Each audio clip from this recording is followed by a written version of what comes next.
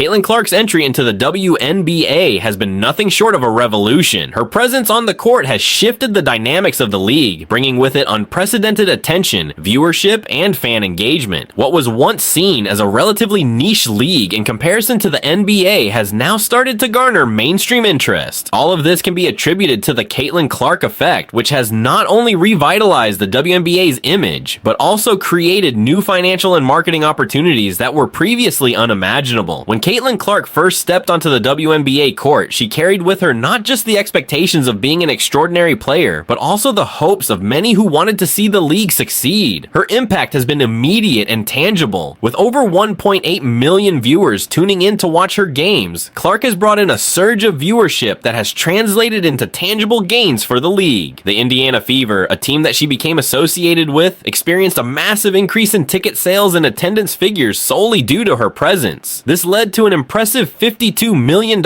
surge in revenue, comprising merchandise, tickets, and various brand deals. What's even more noteworthy about Caitlin's is that she brings such concentrated magnetism to each and every game. Other games without her presence struggle to reach even half the viewership when she's on the court. They had games with her and the average was 940,000 more people watching, proving just how big of a star she was and just how much people liked her. One of the biggest hurdles the WNBA encounters is an overly reliance on star power to gain traction with the masses. Caitlin Clark's popularity has all but become the trademark for everything the WNBA has tried to market. Her face is out there between commercials and social media campaigns. This focus on one player, however, can be a double-edged sword. No doubt Clark's presence has brought in new fans and increased engagement, but it has handed the league vulnerability too. It could put them in significant risk of relying on too much on one player. But what if Clark gets injured, or if she's performing poorly? It shouldn't be all on one person. On the other hand, for long-term stability and growth, we need a more diversified approach at work. No, it's not a new issue for the WNBA, nor is it just a problem in sports we over-rely on just one or two superstars. In the past, the faces of the league have been players like Lisa Leslie, Diana Taurasi, and Sue Bird, but these players attracted attention, and they didn't necessarily rob the game from thousands of other quality players. The overall viewership and engagement would plummet when they weren't on the court. This is more pronounced than ever with Caitlin Clark. WNBA has to build the league as a whole entity, not market themselves through one or two players. Financial disparity is another critical challenge for the WNBA. Although the league has recently enjoyed a revenue boom, the league's total annual revenue remains well below $200 million versus the NBA's pocket change of $8 billion. The gap is just so vast that WNBA can't make any investments in marketing, player salaries, and expanding the league. Historically, the league has operated in the red, as much as $50 million a year, all of which raise questions about long-term sustainability and profitability. That financial equity needs to be addressed if the WNBA wants to proceed into the future. For example, the league still has to look out for new revenue streams like going global, giving more lucrative sponsorship deals, and turning digital into an opportunity to engage with more people. Caitlin Clark's star power can serve as a spark to ignite these initiatives, but a coordinated effort is necessary to ensure that when this league's star comes up big driven, the rest of the league over depends. Still, the WNBA has also struggled repeatedly with lack of effective marketing strategies. Caitlin Clark has done well for her league in tapping her popularity, but they've done little to elevate compelling rivalries among teams, season-long storylines, and achievements for other players. Part of the reason the NBA is so successful is the success it has had at marketing rivalries, such as the legendary battles between Boston Celtics and Los Angeles Lakers. Such rivalries help build such a tradition and anticipation that keeps fans hooked all through the season. To keep a loyal fan base, the WNBA must breed rivalries and storylines roughly akin to the ones we have seen thus far.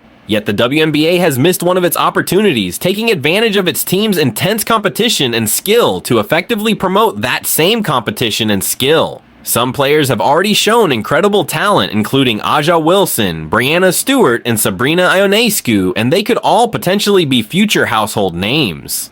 but they are often underrepresented, overshadowed by the league's lopsided focus on a couple of marquee players. The league can make for a more engaging and more multifaceted narrative by shifting the focus away from individual accomplishments and focusing on team dynamics, and pushing what rivalries, for instance, among other tactics. The WNBA needs to take a closer look at where its short-term gains have taken it and control over the long-term direction. The league has gotten a shot of excitement around players like Caitlin Clark, but it's missed the mark when it comes to hanging on to that feeling all season. We can see in the steep drop-off in audience and engagement watch when these key players aren't active or performing as they should. To ensure sustainable growth, the WNBA must trade behind player-generated marketing and build a strong, palpable brand that resonates with fans on another level. Part of a larger strategy to prop up the entire league, leveraging Caitlin Clark's popularity should be a part of that. What this means is we creating a structure of how to highlight her talent, but also in a way that showcases the other players as well. Rather, merchandise, digital content, and fan engagement activities should all be designed to more strongly connect fans to the league itself. With all this newfound attention afforded to Bradley Beal, Russell Westbrook et al. Directed at us, we can run exclusive interviews, behind-the-scenes content, community outreach programs to make this attention broad-based, and rather than just focused on a select few, a very balanced and holistic representation of the league. The WNBA also needs to innovate the interactive content for fans. That includes virtual meet and greets, interactive game broadcasts, and social media campaigns designed to get fans interacting. Doing this makes it easier for the league to allow multiple entry points for new fans to interact and be involved with the league, its players, and the sport all together. These efforts can help create a sustainable fan base that will back the league post-popularity of some key players. Another thing the WNBA should think about incorporating is expanding their outreach around the globe. Women's basketball is becoming more popular worldwide, and the league should now grab the opportunity to create a global brand, having international leagues, hosting exhibition games abroad, and America interacting with international fans through local content can be one of WNBA's new revenue streams, helping it to grow globally. WNBA's future success depends on having a comprehensive brand building strategy. In order to guarantee that every season has unique and exciting developments amidst the supposition of the laundering of vast amounts of cash, the league must ensure it creates a strong and unique brand identity that doesn't entirely fall on the shoulders of individual players. This includes having storylines around team and player stories that are consistent marketing messages, and emphasizing the league's values and what the league has done for women's sports. No matter who is actually playing, our goal should be to put the WNBA in the position of being a premier sports property, one that delivers a compelling and entertaining product. Building relationships with fans takes a long time, and this is needed to create a sustainable brand identity. That means playing the community, hosting positive role models, and demonstrating how a league and its players change society. Doing so will help bring in fans that can foster a sense of loyalty and pride for the WNBA, which, when challenged in the future, can help the brand stand against whatever it comes up against. Caitlin Clark's WNBA influence was a game changer, until it shone a light on parts of the league that need work. All of these are challenges that must be overcome. Challenges including over-reliance on the individual star power, financial disparities, and ineffective marketing strategies. For the league, Clark's popularity presents a rare chance to leverage momentum to build a more sustainable and inclusive growth model. To have a long, successful future, the WNBA needs to be focused not on individual stars, but on comprehensive branding, promoting diverse talent, and creating interesting narratives. Ultimately, the WNBA's future depends on its ability to evolve and adapt. Caitlin Clark's presence has brought a wave of excitement and attention to the league, but true success will come from creating a strong foundation that can withstand the ebbs and flows of individual player performances. The league must shift its focus from short-term gains to long-term sustainability, ensuring that its growth is driven by a collective effort rather than the brilliance of a few stars. Only then can the WNBA secure its place as a premier sports league, admired and respected not just for its players, but for its vision and impact on the world of sports.